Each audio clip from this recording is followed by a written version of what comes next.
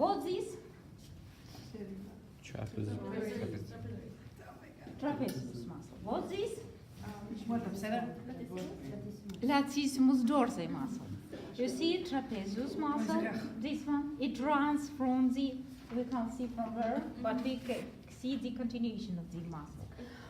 And this, and you see these fibers, it's the posterior layer of the thoracolumbar fascia.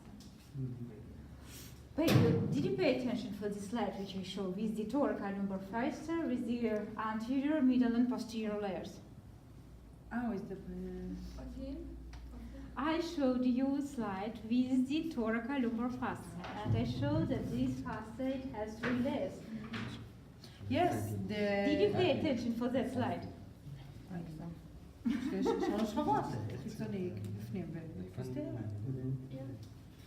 So this one posterior layer of the This is the thoracolumbar posterior one. fascia. Okay. And you can see the latissimus dorsi muscle. Latissimus dorsi muscle, you see it comes to the seam tendon. It's white muscle, but it goes here to the crest of the lesser tubercle. Crest of the lesser tubercle. Okay. Then this one. Infraspinatus. Not, it's rhomboidus mitral. Rhomboidus mitral. So Mine where- I can't show. So where is the triangle of auscultation? This one. Ah. This one. And you can see that this muscle attached, insert to the middle side of the scapula, to the middle border. Other muscles, I mean the serratus posterior superior, posterior inferior, I can't show on this specimen. If you make these pictures and show these muscles, it will very earlier for you. You should study muscles by groups, first of all. This one, back muscles. You see, it will depend on innervation from group. This muscle, mesopectoral girdle, of course you will study these muscles, but little bit later. And you see, you should understood this muscle innervated from this reason, from this nerves, this muscle receive innervation from this plexus, and this innervation, they goes according to groups, how do this muscle develop. This about back muscles. Then muscles of the thorax. Muscles of the thorax. In the thorax, we divided all muscles into 3 groups. Which?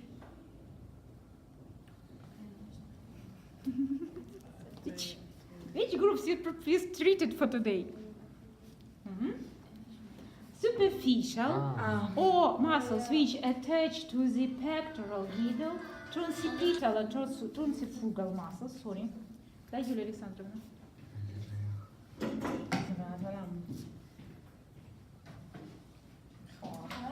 Ишурек.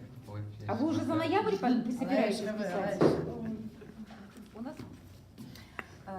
So this one, the Superficial, you say. one layer. Superficial muscles, so truncipital and truncifugal muscles, which attach to the bones of the pectoral girdle. Pectoral girdle or the inferior upper extremity, preupper lip. One group. Other group is the autochtonic muscles of the chest, proper muscle. What is autochtonic muscle? I saw you. This was in the presentation. What is autochtonic muscle? Very new names. It's muscles which, where they forming, they stay here. It's like, as I told you, the somites, yes, like you described somites, dorsal part of somites, ventral part of the somites, and ventral part of the somites, while this muscle located on the, in this part, in the, for example, ventral part between ribs, if we talk about this region, we will call this muscle autochtonic. Autochtonic, the muscles which live here. Truncifugal muscles, muscles which say fu for the trunk, and they move from trunk to the limbs. Truncipetal muscles, pets, okay, they muscles which like, and they come from the head, for example, to the trunk, from the limbs to the trunk. These muscles which move during their development. So the group, the second group, autochtonic muscle, and the third group we subdivided the special muscle with the diaphragm. So, about the first group, superficial muscle or muscles which comes here from other parts, or muscles which attach to the bones of the pectoral girdle. First of all, we have this muscle, pectoralis major. Pectoralis major, okay, it is here, pectoralis major. As you see, pectoralis major, it has three parts, clavicular part, sternocostal part, and abdominal part. Clavicular part originated from the clavicula, sternocostal part originated from the sternus and rib cartilages, and abdominal part runs from the rectus schism. It's anterior side. Altogether, it comes to the crest of the greater tubercle. Adduct, and it's participating in flexion. Adduct, little bit pronation. The next muscle, this one, pectoralis minor muscle. Here it is. Pectoralis minor muscle, you see this one structure? It's coracoid process. Remember this? Yes. Coracoid process. It's for the insertion, and it's inserted to the ribs. To the ribs from 3rd till 5th, 6th ribs. You see, its action, it's originated inside here, and it turn pectoral girdle together, all scapula, anterior and downward. It's action for this muscle. Then we have muscle which is this one. Here, subclavius muscle. The muscle which runs from first rib to the clavicula, above the clavicula. And this muscle is work like the muscle fixator for the joints. You see, like I show you the different work, different functions of muscles. One of these functions which also fix joints and protect dislocation, it's collect bones. So this muscle fix clavicula, it's bend clavicula downward. Subclavius muscle. Then, and this one, big, beautiful muscle, serratus anterior muscle. These fibers, you see, they started with the 9 parts of this muscle, 8, 9 parts, which runs from the ribs, from the lateral side from ribs, and then they goes to the medial side of the scapula. You see, I come to the medial border of the scapula here, to the medial border. So what function of this muscle? It's together with the rhomboidus major attached to the medial border from the backside. Serratus anterior comes to this border, but from the anterior side. Both together, like the tonic contraction, they fix scapula to the chest, to the trunk. I think that you saw some the young boys, girls, or weak persons with the scapula which runs backward. Yes. Oh, yes. You see, this posterior border goes backward. It said that these muscles are very weak, and the tonic contraction of these muscles also very weak. You see, to increase force of these muscles, the scapula will goes to the correct position. And you see, what about tonic contraction? The normal tonic contraction, it makes us possible to save our straight back easily. Oh. But if tone of our muscles decrease or something like this, our back will be like the more curved as it should be. And if you remember, for example, the dancers, their back very, very straight. Their tonic contraction, you see, their tone make possible this beautiful pose. And I continue with the serratus anterior muscle. So the rhomboidus major, levator scapula, and serratus anterior, these three muscles which attach to the scapula, they turn the scapula. So what will happen while we turn it, while we rotate it in this time? It goes elevation while we raise our pectoral girdle above we abduct hand above the horizontal level. This elevation, it's work activity of these three muscles which attach to the scapula. And also not only three. And fourth is the rhomboidus muscle. Rhomboidus, levator scapula, trapezius, rhomboidus, trapezius, levator scapula, and serratus anterior muscle. This one. It's about the first group.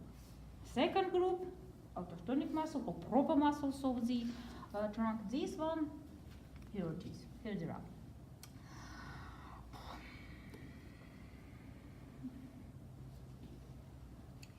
This direction, external intercostal muscle. External intercostal muscle. You see, it is here. External intercostal muscle. And this direction, internal intercostal muscle. Internal intercostal muscle. Two oblique muscles with different direction of fibers. External intercostal muscle. It's rise ribs. Internal intercostal muscle, pull them down. External intercostal inhalation, internal intercostal exhalation. You see, different oblique muscle has different function. Okay, imagine that, for example, this one, we have here external obliquo-abdominis muscle. External obliquo-abdominis muscle. Direction of these fibers, this one. While it contracts, what will happen with me? Not it will turn me. First of all, will you turn me to the opposite side. Internal oblique muscle, it has this direction of the fibers. It will turn me, it should become shorter. You see? This muscle, it will turn me to the corresponding side. Clear? So due to this, you see, opposite function of the external and internal intercostal muscles. It's mnemonic technique how to remember the direction of the external and internal. Hands into the pockets, external. Hands into the teeth, internal intercostal muscle. No, the forearm show direction of these fibers. So this one, external internal intercostal muscles. These fiber, okay, but what's if you should remember the intercostal and internal and external membrane. It was studied the joints, yes, intercostal, external intercostal membrane, and internal intercostal membrane. You see the intercostal external muscle, it's located in the intercostal space, and these fibers started from the lower rib attached to the upper rib, but these fibers, they run from the vertebral column till the rib cartilages, and here they continue into the intercostal external membrane. You see this space continue with the membrane. The internal intercostal muscle is start from the superior rib to the inferior rib, from the sternum till the costal angles, and from this side we should find the intercostal internal membrane. It should be here. From the between rib and this one, you see, we have these fibers, intercostal internal, you see? This one intercostal internal, you can see this direction of these fibers. And here you finish this, it's continue into the intercostal internal membrane. So in here you can see the internal intercostal muscle, and here the external intercostal muscle. You see? Intercostal internal, intercostal external, internal external, intercostalis muscles. Then we also have subcostalis muscle and transversus thoracis muscle. To this group, subcostalis muscle. These muscles, these bundles, you see they repeated the direction of the intercostal internal muscle by the runs inner rib. Not to the corresponding to the runs inner rib. This one. And transversus thoracis muscle, they should be here. No, these fibers. These fibers. They has horizontal direction between costal cartilages. What? No, yes, to the xiphoid process, to the rib cartilages, and they run here in the transverse direction. All these muscles for the exhalation. So turn ribs downward. Then have diaphragm. Could you bring me this? Yes. That model. We say the levators costarum. Levatoris costarum. Yes. It's also deep muscles. Levatoris, sorry, thank you. Levatoris costarum. It's also deep muscles, but these deep muscles we can show only on that model. This one. Levatoris costarum. You see? This one. Levatoris costarum. Here, there. Okay. Okay. Are you okay? Yes, I agree. Nervous system.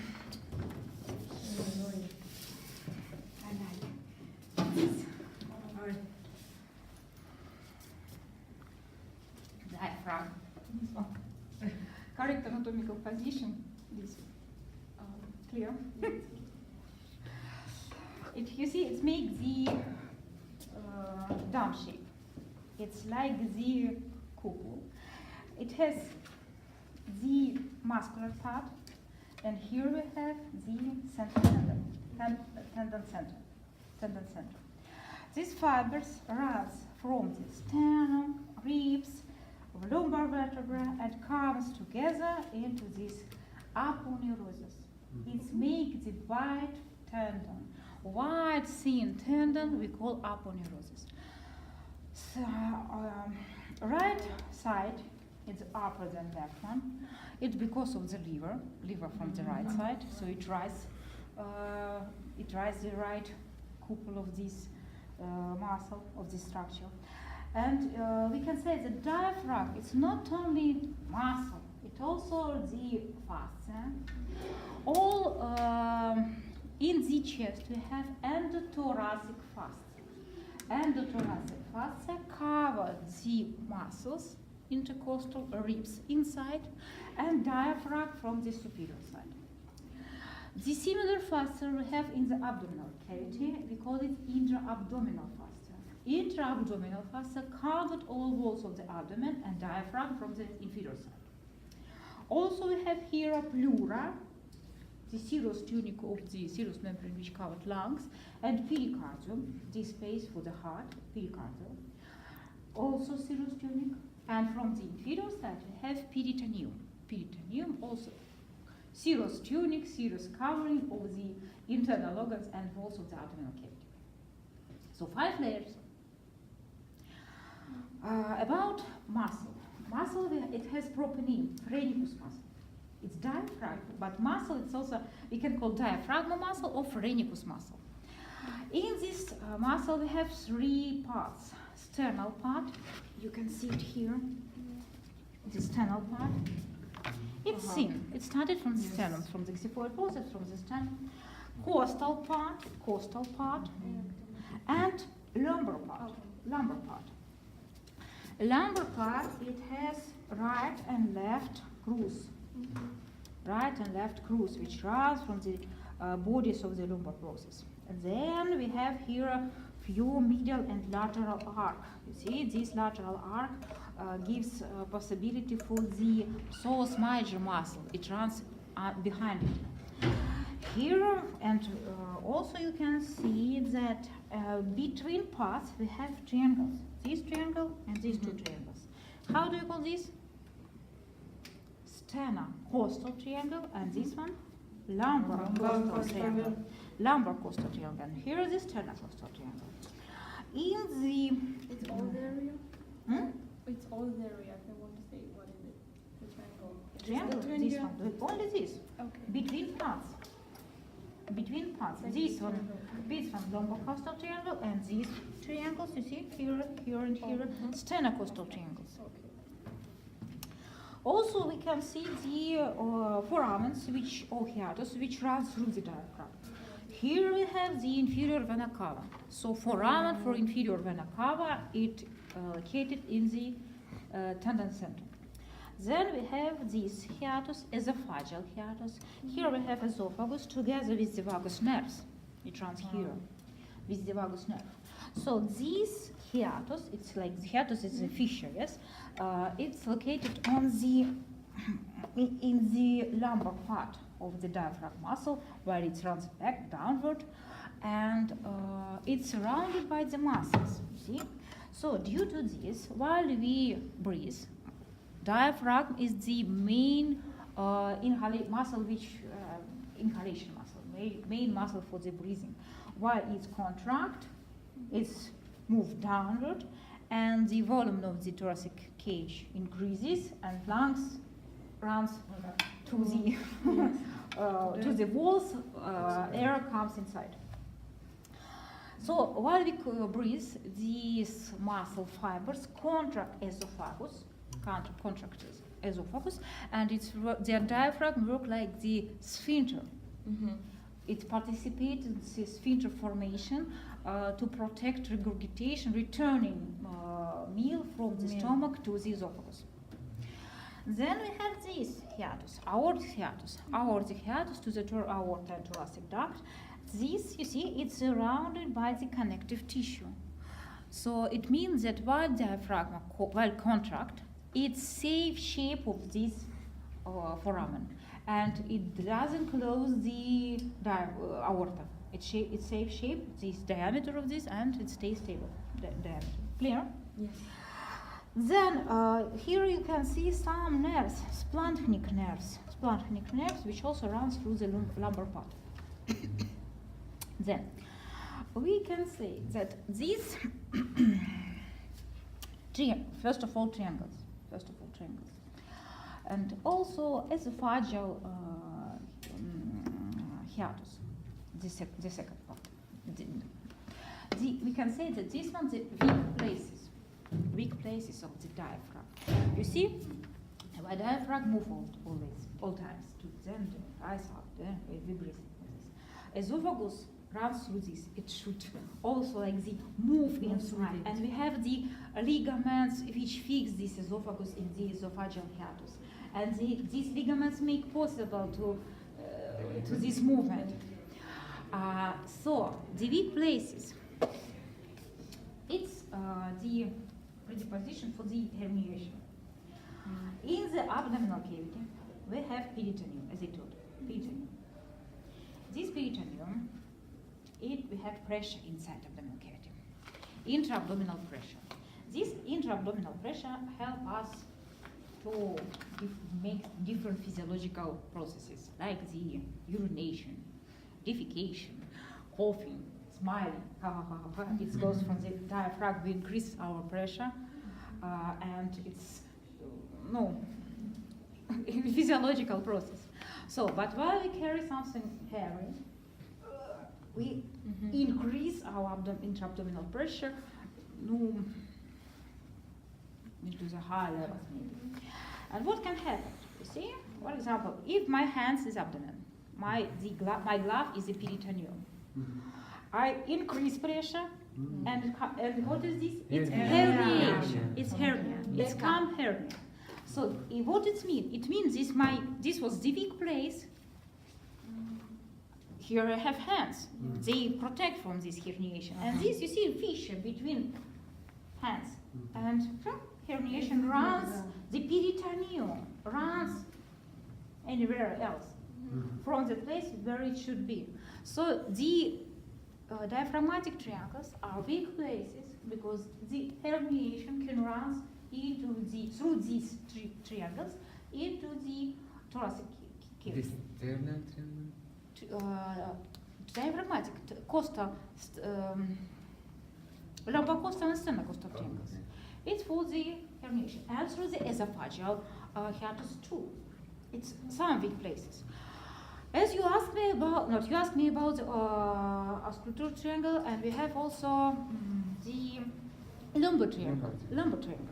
It's located between the intercostal, between the latissimus dorsi muscle, iliac crest, and here this one, the external oblique abdominis muscle. So this triangle, it's also placed for the herniation. It can be dorsal hernia, which runs in this triangle.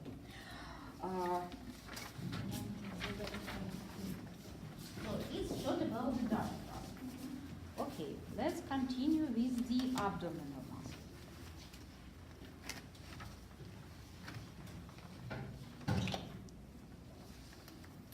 First of all, we can see some bundles here.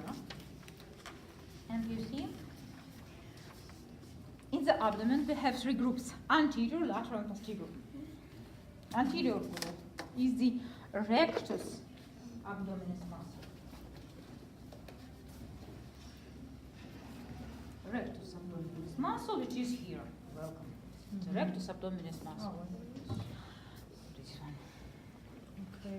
You see, this muscle saves segmentation with help of these tendon sections. This one. You see? Here, Uh, I had a question. Here it will be like from here. It should be from here. Ah. We have this portion. No, it should be here. Okay. You see these small parts of the diaphragm. You see costal part of diaphragm. Here we have a small part of the lumbar part of the diaphragm. No, I will show the cadaver, and there I will show almost whole diaphragm. Rectus muscle. Band body as main function, the main action. It has superior part, inferior part, the tendon intersections, and it's attached to the pubic bone, to the pubic tubercle. Then we have pyramidalis muscle. I think that I can't show it here. Pyramidalis muscle, a small muscle, it's this one. It tends the alveoli. Then it's this one, the alveoli. Then we have the three lateral muscles. This one, external oblique abdominis muscle, this one, internal oblique abdominis muscle, and this one, transversus abdominis muscle. 1, 2, 3 layers. You see this muscle, they separate, they split, no, between them we have the connective tissue. This one fascia, this one proper fascia, layers of the fascia, proper fascia of the abdomen. We remove here superficial fascia. We remove this fascia with the skin. While we take off skin, we cut this fascia. And then proper fascia. So this one, proper fascia, covered muscle from this side, and has some layers. Like in the pectoral girdle, it's separate the pectoralis major and minor muscle, middle layer, and make like the coat for the pectoralis minor muscle. Let's continue this muscle. Intercostal external oblique. Intercostal. Abdomen. External oblique abdominis muscle. This muscle is also wide. It's started from the ribs. Serratus anterior goes backward, rise, and this one from the corresponding ribs. But this, it makes the serratus border, but it goes to the abdomen. Let's go to the cadaver now. I can show here.